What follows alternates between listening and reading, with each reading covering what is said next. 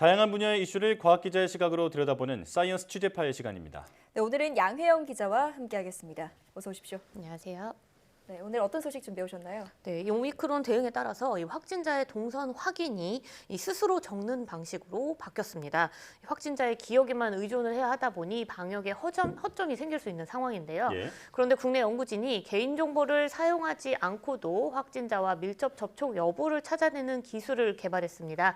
오늘 이와 관련해 자세히 알아보겠습니다. 예. 네. 양회영 기자가 직접 취재한 소식이죠. 네. 네, 이게 방역 대응에 큰 도움이 될 것으로 기대되는 기술인데 설명을 들어보기 전에 최근 달라진 역학조사 방식, 그게 기존과 어떻게 달라진 건지부터 설명해 주시죠. 네, 이 지금까지 역학조사를 한다고 하면 이 확진자의 GPS 정보, 또 그리고 방문한 장소의 CCTV 화면, 그리고 또 QR코드 접속 이력, 신용카드 내역 이런 것들을 확인해 왔습니다. 예. 하지만 이 오미크론 대유행으로 확진자가 3만 명을 넘어가는 상황이라 이 그동안의 역학조사 방법은 의료체계의 과부하로 이어지고 있는 건데요. 그래서 이 정부는 대규모 확진자와 격리자 발생에 대응을 하면서도 사회 필수 기능 유지에 집중하는 방향으로 방역 전략을 바꾼다고 밝혔죠. 네. 이 확진자 역학조사의 경우는 확진자가 직접 밀접 접촉자와 동선을 적는 자기 기입식 조사서 방식이 도입된 겁니다. 하지만 앞서 이야기했듯이 개인의 기억에만 의존해야 되는 것이고 또 거짓말을 할 수도 있기 때문에 방역에 구멍이 생길 수 있는 상황입니다. 네. 자칫하면 생길 수 있는 그 방역 빈틈을 좀 메꿀 수 있게 유용하게 활용을 할 수 있을 것 같은데 어떤가요? 네, 이 개발한 기술은 연구진들이 기존 접촉자 관리 시스템의 한계를 극복하기 위해서 지난 2020년 말부터 이 기술 개발을 시작했다고 하는데요. 네. 이 기술 개발의 목표를 이 확진자의 동선 확인이 아니라 접촉을 했는지 안 했는지의 원칙을 두고 개발을 한 겁니다. 네. 이 개인정보인 GPS의 위치 정보가 아니라 휴대전화의 전파 신호를 분석해서 확진자 접촉 여부를 찾아내는 기술을 개발한 건데요. 연구진이 개발한 이 CTS 앱을 깔면요, 확진자 발생 시 확진자와 같이 공간에 있었던 사람들에게 접촉 여부를 10분 안에 찾아내서 개별적으로 알려주게 됩니다. 이 접촉자를 찾는 정확도 역시 99.8%로 굉장히 높은 수준입니다. 네. 거의 완벽에 가까운 높은 정확도라고 하니까 참 네. 놀라운데요. 자, 그런데 조금 전에 개인정보인 GPS 위치 정보가 아니라 그 휴대폰의 전파 신호를 분석한다라고 말씀을 해주셨잖아요. 네. 이게 어떤 원리로 접촉 여부를 알아낼 수 있는 건가요? 네, 이 연구진들은요, 이 개인정보인 GPS 신호를 사용하지 않기 위해서 실내외 공간에 어디든 사용할 수 있는 이 블루투스 무선 전파 신호를 만들어내는 비컨이라는 장치를 이용했습니다. 네. 이 USB 형태의 비컨을요, 이 CTS 시스템을 적용하고자 하는 공간에 설치하는 방식인데요. 콘센트, 컴퓨터 본체, 휴대용 단말기 등 USB 형식의 전원 어디라도 적용을 할 수 있습니다. 예. 그리고 난 다음에 이 사용자가 CTS 앱을 깔게 되면 비컨과 휴대폰이 전파 신호를 주고받으면서 서버에 사용자의 전파 데이터가 저장이 되는 겁니다. 이 비컨 한 개가 최소 30m, 최대 50m 범위의 원 형태로 전파 신호를 만들어내는데 1초에 한 40회 정도의 전파 신호를 송신합니다. 그러면 CTS 앱을 깐 사용자의 휴대폰이 이를 계속 수신하는 거죠.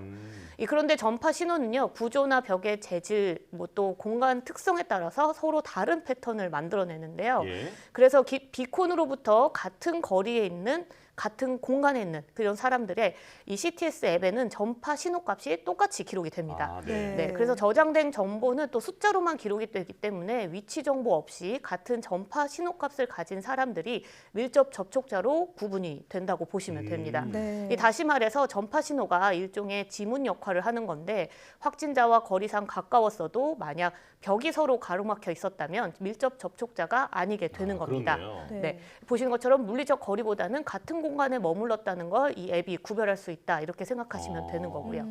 연구진은 또 이 GPS 정보를 사용하지 않는 것 말고도 개인정보 보호에 또 많은 신경을 썼다고 밝혔는데요.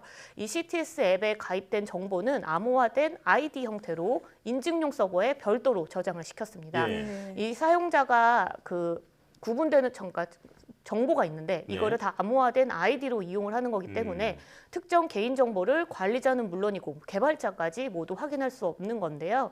또 게다가 사용자 데이터를 7일이면 이 자동 삭제하는 기능도 만들어놨다고 하니까 좀 걱정이 줄어들 것 같습니다. 네. 사실 방문 이력을 수기로 적는 시스템이 개인정보 침해에 대한 우려가 있었는데 확실하게 이제 그 부분에 있어서는 걱정이 줄었네요. 네.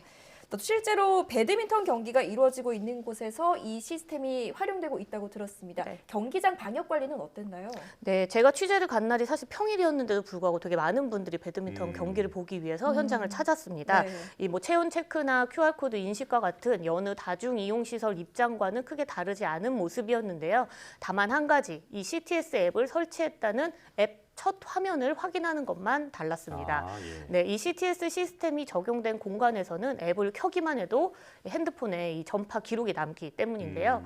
이번 배드민턴 코리아 리그에서는 선수단과 심판, 스태프 등 리그 관계자들은 앱 설치를 필수로 이제 권고를 했지만 관객에게는 이 원하는 분들만 설치 안내를 돕고 있었습니다. 이 경기 현장에서 직접 이 설치를 했던 관객의 말을 먼저 들어보겠습니다.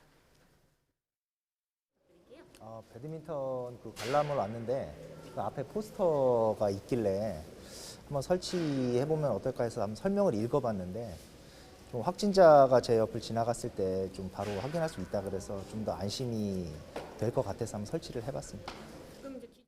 사실 지난 3년 동안 확진자 발생으로 인해서 많은 스포츠 리그가 중단되거나 또 무산됐고 또 무관중으로 경기를 오랫동안 치렀잖아요. 맞아요. 네, 근데 하지만 이번 시스템을 도입을 하게 된다면 이 확진자 발생 이후 대응 시간도 짧아질 수 있고요. 또 경기장 출입자 전체를 검사하는 게 아니라 밀접 접촉자만 검사 대상에 포함시킬 수 있기 때문에 이 안정적인 리그 운영이 가능해질 것으로 기대하고 있는데요. 이 CTS 시스템을 적용한 배드민턴 리그 관계자의 설명도 직접 들어보겠습니다. 확진이 나오더라도 저희들이 그 밀접 접촉자만 분리시켜서 대회를 계속 운영할 수 있는 그런 계기가 될 수 있을 것 같고, 이런 게 만약에 전체적으로 관중들까지 같이 하게 된다면은 유관중으로도 저희들이 충분히 소화시킬 수 있고, 4월 달에 코리아 오픈, 코리아 마스터 대회가 있는데 국제대회가 거기에도 접목을 시켜서 한번 시행해 보면은 굉장히 좋은 계기가 되지 않을까 그렇게 생각합니다. 사실 혹시 모를 전파 가능성 때문에 그 많은 사람들이 모이는 이런 스포츠 경기나 콘서트 같은 행사를 자제해 왔던 게 사실이잖아요. 그런데 지금 뭐 핀셋 대응이 가능하다면 앞으로 이런 행사 운영도 많이 재개가 될 것 같은데 앞으로는 어떻게 활용될 수 있을까요? 네, 연구진은 뭐 말씀하셨던 대로 이제 백화점과 같은 다중 이용 시설 또 그리고 스포츠 또 지역 축제 등 이 대규모 공간에서 이 시스템이 효과적으로 적용할 것이다 이렇게 설명을 했습니다. 네. 또 이 확진자 발생 시 전체층을 폐쇄해서 업무에 차질이 생기는 뭐 사업장 또 그리고 백신 접종률이 낮은 학교 또 집단 감염 위험이 큰 요양시설이나 종교시설 등에서도 이용할 수 있다 이렇게 덧붙였는데요. 연구진의 설명 직접 들어보겠습니다. QR코드를 대체할 수 있다. 이런 건 전혀 아니고요. 이게 전 국민한테 뭐 적용하는 건 아니고요. 확진자가 발생했을 때 뭔가 정상적인 사회 시스템이 돌아가지 않는 곳, 이런 것들이 사실 저희가 주로 저희 기술을 적용했으면 좋겠다고 생각하는 곳입니다. 예를 들면 뭐 공장, 그다음에 뭐 발전소라든지 특히 뭐 의료적으로 취약한 인력들이 많은 뭐 병원 또는 뭐 백화점, 이런 공간들이 사실 저희가 생각하는 공간이고요. 네, 연구진은요 이달 중으로 이 키스트 전체 건물의 시범 서비스를 시작할 예정이라고 말했고요. 또 현대자동차 양재사옥, 또 국민건강보험 일산병원에도 도입을 준비하고 있다고 밝혔습니다. 네. 예. 방역 빈틈을 줄이는데 앞으로 좀 유용하게 활용이 됐으면 좋겠네요. 네, 취재 파일 지금까지 양혜영 기자와 함께했습니다. 오늘 말씀 잘 들었습니다.